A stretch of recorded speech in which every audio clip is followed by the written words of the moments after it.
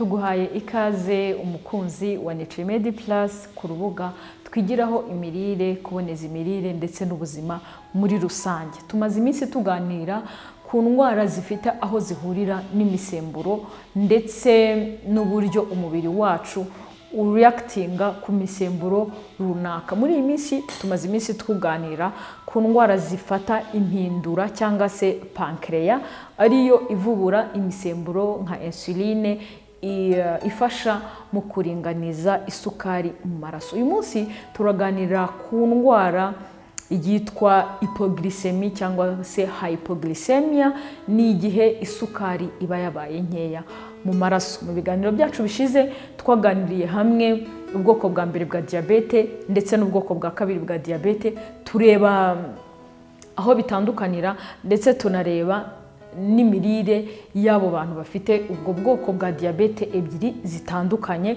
Uyu munsi turavuga kuri hypoglycemia. Iyi hypoglycemia ni igihe isukari iba yabaye nkeya mu maraso. Niba ariko utarakanda subscribe kuri channel yacu kugira ngo umenye ubuzima muri rusange, indwara zitandukanye ndetse n'imirire muri rusange, yikande kugira ngo utajya ucikanwa n'uburyo ukwiriye kumenya uburyo wiyitaho, uburyo ukwiriye kurya kugira ngo ugire ubuzima bwiza. Hypoglycemia rero tuyivuga iyo ibipimo by'isukari yo mu maraso, nk'abantu basanganywe diabete barabizi uburyo wipima ukabona wenda ngo ufite 140, ufite 160, ufite 90 n'iyindi mibare. Hypoglycemia tuyivuga iyo umuntu afite imibare iri munsi ya 70 mg par decilitre, niko unite yayo bayivuga, ni muri miligram par decilitre. Iyo uri munsi ya 70 bivuze ngo isukari yawe iri hasi, waguye mu cyo twita hypoglycemia. Ikindi mu bapima muri millimole par litre, ni ikindi gipimo. Akenshi utwo tumashini uzasanga twandikamo wenda ngo uri muri 7, uri mu 10, uri mu 8, ni igihe noneho isukari yawe iri munsi ya 3.1. Icyo gihe tuvuga yuko noneho nawe isukari yawe iri hasi. Ese kugira hypoglycemia bishobora guterwa n'iki? Kabiri, turarebera hamwe ibimenyetso bikwereka yuko uyifite. Ikindi, turanarebera hamwe mu gihe ufite hypoglycemia ni igiki ukwiriye gukora kugira ngo isukari yawe yongere izamukeho gatoya, isubire mu kigero cyiza wagakwiriye kuba ufite. Ubundi abantu bakunda kugira hypoglycemia akenshi cyane rimwe bishobora guterwa n'imiti ya diabete iri hejuru itagendanye n'imirire y'umuntu. Dufata urugero, wenda umuntu afite imiti afata mu gitondo na nijoro, cyangwa se mu gitondo na saa sita na nijoro, cyangwa se afite bwa bwoko bwa mbere bwa diabete yitera insuline, ariko ugasanga imiti iri hejuru kuruta ibyo yariye. Wenda ugasanga yafashe ibiribwa bifite isukari nkeya ugereranyije n'imiti yafashe. Icyo gihe insuline cyangwa se imiti yafashe ikarusha imbaraga ibiribwa yariye, bishobora gutuma isukari yawe imanuka cyane ikagwa munsi ya bya bipimo twabonye. Icya kabiri ni ukuba umaze amasaha menshi utararya. Ugasanga wenda uheruka kurya ejo nimugoroba, wiriwe umunsi yose utariye, nabwo ushobora kugwa muri hypoglycemia. Hypoglycemia ntabwo igirwa gusa n'abarwayi ba diabete, ahubwo n'umuntu usanzwe ashobora kuyigira, nubwo bidakunze kubaho cyane, ariko n'umuntu usanzwe ashobora kuyigira. Cyane cyane ishobora no kuboneka cyane mu bagore batwite, cya gihe umugore aba afite wenda mu gihembwe cya mbere aruka kurya byaramunaniye kandi umubiri we uri gukora cyane, nawe ashobora kugira iyi ndwara cyangwa se iyi condition ya hypoglycemia. Ubundi hypoglycemia si indwara muri make, ahubwo ni condition ishobora kuba ku muntu igatuma isukari ye ibiri hasi, bityo akagira icyo kibazo cyo kugira isukari iri hasi cyane. Ikindi ni ku bantu basimbuka, baskipinga meals cyangwa se basimbuka kudafata ifunguro runaka kandi n'ubundi bari ku miti runaka cyane cyane ya diyabete, nabyo bishobora gutera hypoglycemia. Ikindi, abantu bakoresha inzoga nyinshi kandi batariye, nabyo ni kimwe mu bintu bishobora gutera ko isukari y'umuntu ishobora kumanuka cyane akaba yagwa muri hypoglycemia. Kuba ukoze imyitozo ngororamubiri iri hejuru cyangwa se imaze igihe kinini, kandi either umaze igihe kinini utariye cyangwa se nanone ukaba uri ku miti ya diyabete kandi utakonsomye ibihagije, utariye ibihagije, nabyo bishobora kugutera kugira isukari iri hasi cyane kuri bya bipimo twabonye. Nibihe bimenyetso rero bizakwereka yuko ufite isukari iri hasi? Icya mbere ni uko umuntu ashobora gutitira mu buryo budasanzwe kandi nta yindi ndwara yari afite. Ikindi ni uko umuntu ashobora guswetinga, gutranspira mu buryo budasanzwe, ushobora kumva ufite kuzengera, kumva ntabwo nyine uri stable, kumva ufite kuzengera, ushobora kugira isesemi, ushobora kumva ufite inzara nyinshi, ushobora kumva ufite umutwe udasobanutse wumva umerewe nabi, ushobora kubona utari kureba neza, ukabona uri kubona nk'ibintu by'umukara, ukabona vision yawe iri gutakara. Ikindi, ushobora kumva umutima utera cyangwa se ufite icyo twita palpitation, umutima ukubita cyane ku buryo nawe uwumva mu buryo nyine budasanzwe uteragura cyane, nabyo bishobora gutera ikibazo, bishobora kuba ari kimwe mu bimenyetso bya hypoglycemia.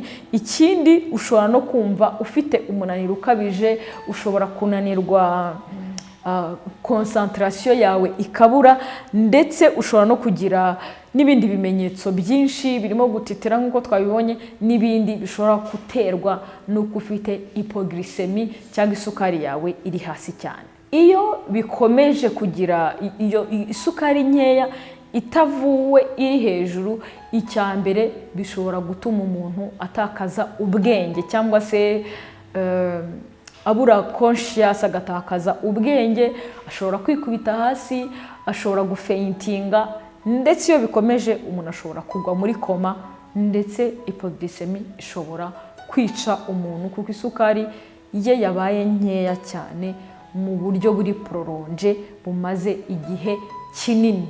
Ibyo rero ukwiriye gukora iyo wibonyeho kimwe muri biriya bimenyetso, wanakwipima ugasanga isukari yawe iri munsi ya 70 cyangwa 3.1 millimol par litre. Icya mbere, uba ukwiriye guhita ufata ikintu kirimo isukari izamuka cyangwa se yinjira vuba mu maraso. Ushobora gufata akarahure ka jus cyangwa ka fanta, ushobora ndetse no gufata ikiyiko kinini cy'isukari cyangwa se cy'ubuki cyangwa se yego kibigendanye n'ibinyamasukari byihuta. Ushobora gufata bombo, ushobora gufata nyine bino bintu bifite isukari ihita izamuka vuba mu maraso kugira ngo isukari yawe ihita izamuka ive kuri cya kigero kiri hasi cyane.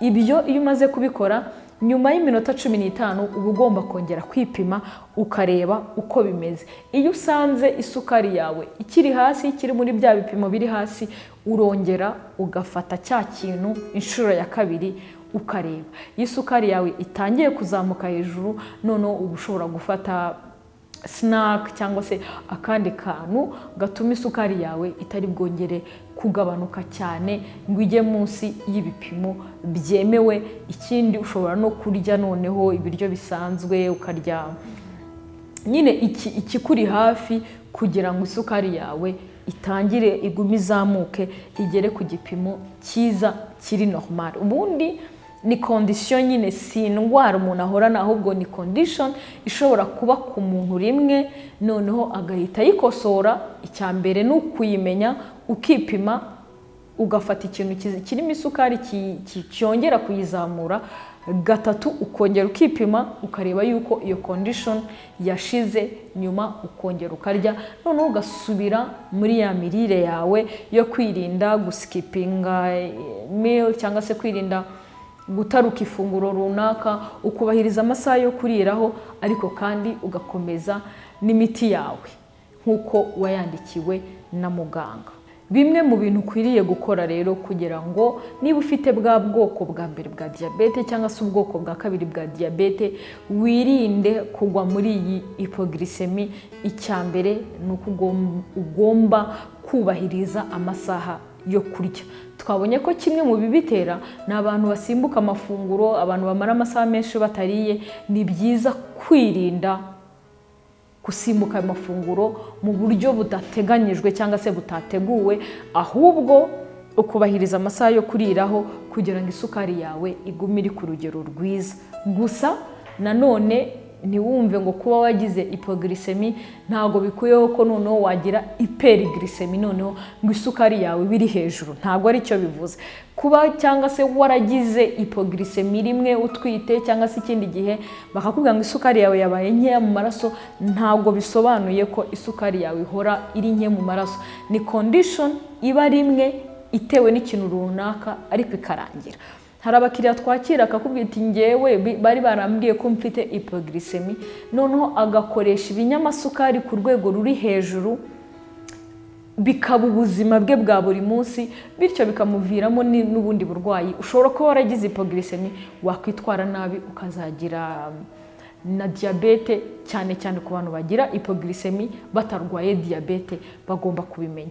Kuba wagize isukari iri hasi ntibivuga ko isukari yawe ihora iri hasi, ahubwo it's a condition ikubayeho ariko ikosoreka nyuma y'amasaha 2 bikaba byarangiye ukabasubiye mu buzima bwawe busanzwe.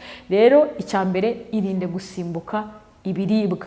Kabiri, ubahiriza doze wahawe na muganga. Niba yarakubwiye ngo witera izi inite wizirenza, niba warandikiwe ibinini kimwe cyangwa se mu gitondo na nimugoroba, byubahirize. Ubahiriza imiti wahawe na muganga ndetse na doze bakwandikiye. Ikindi ku miti ariko ni byiza ko ubuzi n'uburyo ushobora kuyimanaginga bitewe wenda nuko ugiye gukora imyitozo ngororamubiri iri hejuru, cyangwa se bitewe nuko utariye, cyangwa se bitewe n'ikindi muganga wakwandikiye imiti. Ni byiza yuko unamubaza akagusobanurira byimbitse, ese mu gihe bibaye ngombwa ko ntariye nguma nkafata imiti, ese mu gihe isukari yanjye iri hasi mbigenza gute. Ukabuzi n'uburyo ushobora kumanaginga cyangwa se guhindura imiti yawe bitewe na condition urimo. Ikindi kintu ugomba kwirinda kugira ngo utagira hypoglycemie, irinde kunywa inzoga nyinshi kandi utanariye. Nubwo inzoga atari na nziza n'ubundi muri rusange, ariko inzoga nyinshi zishobora nazo kuba intandaro yo kuba umuntu ashobora kugira hypoglycemie. Igihe uri bukore imyitozo ngororamubiri nabyo ni byiza kubanza kwikontorora, ukamenya ngo isukari yawe ihagaze gute, imeze ite, bityo bigatuma uri buze kwirinda kugwa muri hypoglycemie mu isukari iri hasi cyane. Ikindi ku bantu bagira hypoglycemie kandi nta burwayi bwa diabete bafite, nta miti ya diabete bari kunywa, nabyo ni byiza kwita ku mirire yanyu, mukajya mwirinda kumara igihe kinini mutariye, kubera ko hari igihe isukari ishobora kugabanuka kuko utariye, kuko wiriwe ubusa, kubera ko nyine umubiri wawe uri weak, ukaba wagira ibibazo bya hypoglycemie. Iyo bikunda kubaho rero uhora ugira episodes zo kugira hypoglycemie, ni byiza kujya kwa muganga bakareba ikibitera ndetse n'uburyo bishobora guhinduka cyangwa se bishobora gukosorwa. Nibyo rero twari twabayitiyemo ku burwayi cyangwa se kuri condition yo kugira isukari nkeya mu maraso, n'uburyo wabyitwaramo mu gihe uyigize, ndetse nuko ushobora kwirinda kuyigira n'ibishobora kuyitera. Nibyo twari twabayitiyemo. Niba ufite ubu burwayi dushobora kugufasha kurushaho kumenya uburyo imirire yawe igomba kuba iteye. Dukorera Kimironko hafi ya Simba Supermarket kuri Nutrimedi Plus. Ni ikigo gitanga ubujyanama mu mirire, mushobora kuza tukabafasha byimbitse kuboneza imirire yanyu no kugira ubuzima bwiza buzira umuze. Mwari kumwe nanjye mfite Yesu Leya. Niba utarakanda subscribe yikande kugira ngo ujye umenya byinshi ku mirire, iboneza mirire ndetse n'ubuzima bwacu muri rusange. Mwari kumwe nanjye mfite Yesu Leya, naho ubutaha.